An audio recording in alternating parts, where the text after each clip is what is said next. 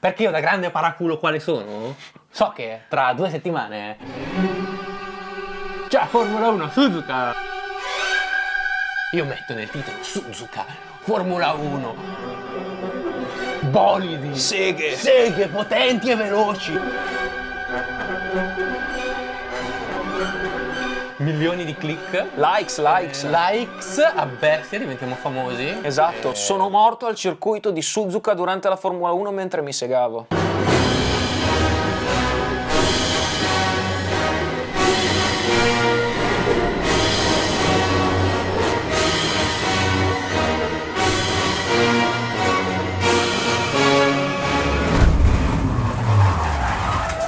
Io sono qui in realtà per delle riprese di lavoro che devo fare per un documentario su un team in cui, e questa è la cosa importante, lavora Hideyuji. Hideyuji è considerato uno dei peggiori piloti di Formula 1 della storia. Ma questo non lo dico io. Cioè, questo chi lo dice? Su YouTube, se cerchi Hideyuji, guarda cosa dice. Worst driver of all time. È proprio Yuji. un cane. Io devo fare un documentario sul team in cui c'era dentro Hideyuji che è riuscito a fare 4 gare di Formula 1, 2 ritiri, un ultimo posto e un incidente che gli è costato il ritiro della super licenza, per cui non ha più potuto partecipare a gare di Formula 1. Cosa facesse Hideyuji in questo team? Io ancora adesso non ne sono certo. Ma non guidava la macchina? No. Il team per cui sto facendo le riprese partecipa ad un piccolo campionato nazionale di turismo con una Honda Civic da corsa. Qui siamo all'interno del pit e quello che vedete è Hideyuji, che ora al massimo guida monopattini. Non mi sembra neanche bravo con i monopattini. Nel mio girarmi per Suzuka però scopro che in parallelo al campionato per deboli che sto seguendo c'è la Super Formula, che è una sorta di cugino minore della Formula 1. Le macchine che hai visto all'inizio, quelle serie, cazzo. In particolare questa è l'ultima gara della Super Formula e 2 piloti stanno a contendersi il titolo di miglior pilota del Giappone. Ma la scoperta fondamentale, quella che cambierà il corso di questo weekend, è che uno di questi 2 piloti, sono accorto che c'è Sasha Fenestras, che apparentemente è uno dei piloti che stanno lottando per il titolo della Super Formula, però è il fratello di un mio amico. Vedi, questo è Sasha Fenestras, questo sulla sinistra è Goti Fenestras, che è un mio caro amico. Lui è venuto a Tokyo per 3 mesi e lavorava nella stessa azienda in cui stavo io. Abbiamo legato un sacco perché eravamo tipo nello stesso team. Scopro che gli stessi giorni in cui io ero a Suzuka c'è il fratello. Quindi mi dico, obiettivo, fare un saluto al fratello. Fantastico. L'obiettivo, la mia nuova missione, trovarlo e salutarlo. Cioè, io non lo conosco di persona, ma devo trovarlo e non so dove sia. E così mi sono imbarcato in un viaggio per il circuito di Suzuka, alla ricerca di Sasha. Sasha, sei qui? Sasha? Fenestras, dove sei? Dato che le speranze di trovare Sasha di sera nel circuito di Suzuka sono pressoché zero, è il momento di parlare del mio team. Domani gara e... ma tanto Hide non partecipa. Invece chi partecipa è Uematsu-san. Questo è Uematsu, il pilota che partecipa. Questo Yakuza 100%, questo qua è tatuato anche sul culo. Allora, questo qui lo conosco molto bene perché io tenevo il suo canale di YouTube della sua azienda di moto e lui ha fatto un botto di soldi. Ora vi mostro una classica conversazione alla Uematsu. フェラーリ買ってなかったんですよ。フェラーリは昔から持ってるやつは488ピスタって言って新車価格4000万ぐらいかな。 Io amo stare in hotel da soli perché puoi fare quel cazzo che ti pare, puoi farti i segoni, non me ne frega niente nessuno. Ecco, l'unica cosa che mi fa incazzare è sapere che domani sveglia alle 6, 6:30 partenza, 7:30 inizio riprese. Questa è la vita dello sfigato. 6 del mattino.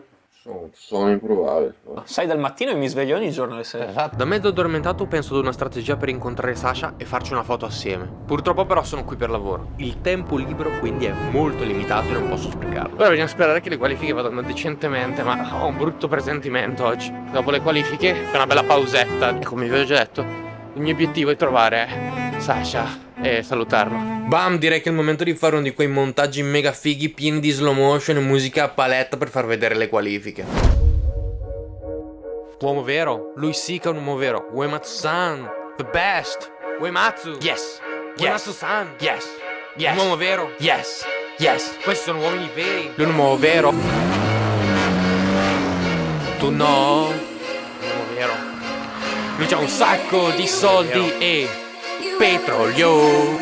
Allora, noi abbiamo fatto le qualifiche e è stata una merda perché il nostro Uematsu-san è arrivato ultimo.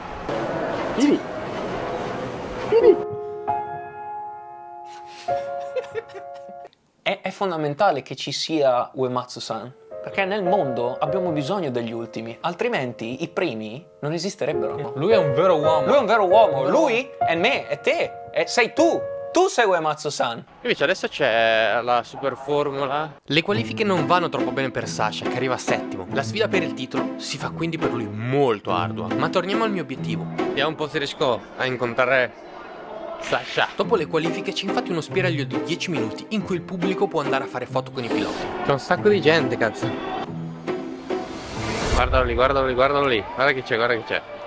Il problema è che di fronte a me c'era un muro di fan sfegatati che faceva di tutto per ottenere un autografo. Niente, l'ho beccato ma non sono riuscito a salutarlo, un peccato. Vabbè. Ti arrendi subito. Mi sono arreso subito. Ah, ho capito. Allora ho fatto una foto da distante. Poi cosa ho fatto? Naturalmente ho scritto subito a Gotti, al mio amico. Ho detto, io Gotti, guarda che ho trovato, e gli ho mandato l'immagine. Grande. E lui? Silenzio assoluto. Il fatto è che Gotti non viveva in Giappone. Prima del Covid si era trasferito in Europa, che poi è il motivo per cui erano anni che non ci incontravamo. Ed era anche il motivo per cui, cioè almeno credo, non ha risposto subito al mio messaggio. Insecurity. Qui era mezzogiorno in Giappone, ma in Italia erano tipo le 4 di notte. Sì. È arrivato il giorno della finale. A questo punto ho perso completamente interesse verso il documentario del mio team. Qui la gara è finita. Siamo riusciti ad arrivare ultimi. なんでこんな遅いんだ Proprio da loser infiniti.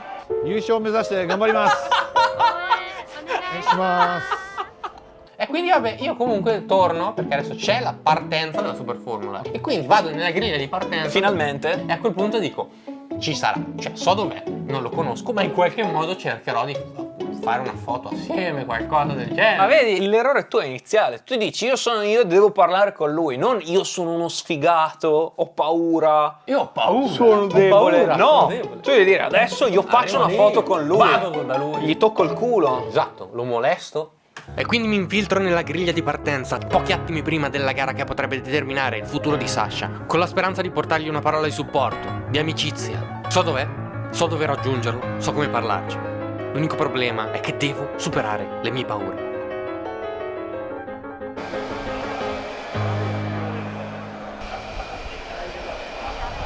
Eccolo, lui, Sasha, è accerchiato da meccanici, subito prima di una gara incredibilmente importante. No, non è il momento giusto per distrarlo.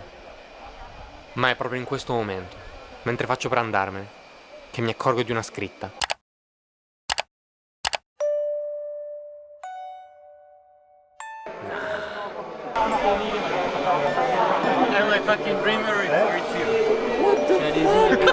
Are you fucking kidding me, bro? Are you fucking kidding me? Look at... I didn't... Man, I can't fucking believe it. What's up? I can't fucking believe it, bro. Give me a... The chances are so low, right? So low. That is fucking insane, man. Nice to see you, brother. Are you still living in Tokyo? Yeah, I'm living in Yeah? I'm living in Tokyo. Dude, we have to see each other in Tokyo. I'm gonna be there for 2 weeks. When are you coming back? Let's try to do something, man. Fuck yeah. Like, no fucking way. Truly, no fucking way, no fucking shit. Cioè, amico che non vedevo da 4 anni, che abitava in Italia, incontrato qui a Suzuka per caso. Completo mindfuck, completo mindfuck. No, ci siamo scambiati messaggi. Best friends Instagram, now. Best friends now. Non mi ha più risposto. Non vi siete mai visti a Tokyo? Alla fine uno rivede il proprio passato e dice certe persone sono amici, sono amiche tue, ma magari non è proprio così. Cioè, cosa vuol dire essere amici? Nel senso, È vero, la percezione che abbiamo di certe persone e l'idea che abbiamo di loro in un momento particolare della nostra vita, in una situazione particolare, probabilmente non è come quelle persone sono o come restano nel tempo. Ci sta. Cioè, pensa un attimo, io e te non siamo mai stati amici. Cioè della serie noi E anche adesso. neanche adesso. Ma neanche adesso io siamo rivali. Ti sputo. Che schifo. Ti sputo in bocca. Che cazzo ci facciamo qua? Però effettivamente, cioè della serie eravamo in buoni rapporti, però entrambi eravamo accomunati dall'amicizia di una persona. Abbiamo scoperto di avere interessi simili quando passano 7-8 anni, non ci siamo sentiti per 7-8 anni e tipo, cazzo, ma Tommy è a Tokyo, gli scrivo, e tu? Beh, andiamo a cena. Cioè della serie, non lo so, secondo me dipende dalle persone, dalla condizione, dall'idea che abbiamo. E poi non fidarti di sto coglione. No, mai fidarsi.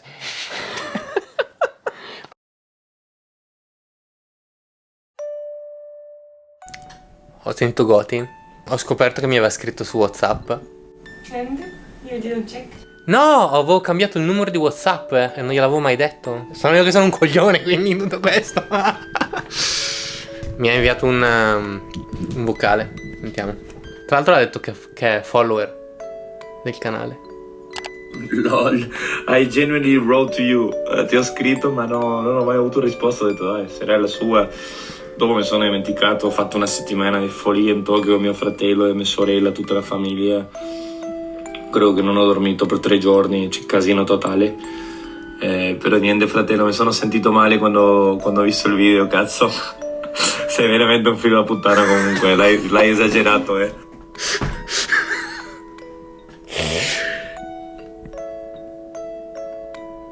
Godi, mi sento veramente una merda. Allo stesso tempo mi sento felice di aver sbagliato, cioè essermi reso conto che non è così. Siamo amici, la mia idea era, non me l'ero immaginato. Bene. Man, I hope to see you soon, here in Japan or maybe in Europe, maybe in Italy or wherever you are. I love you. See you.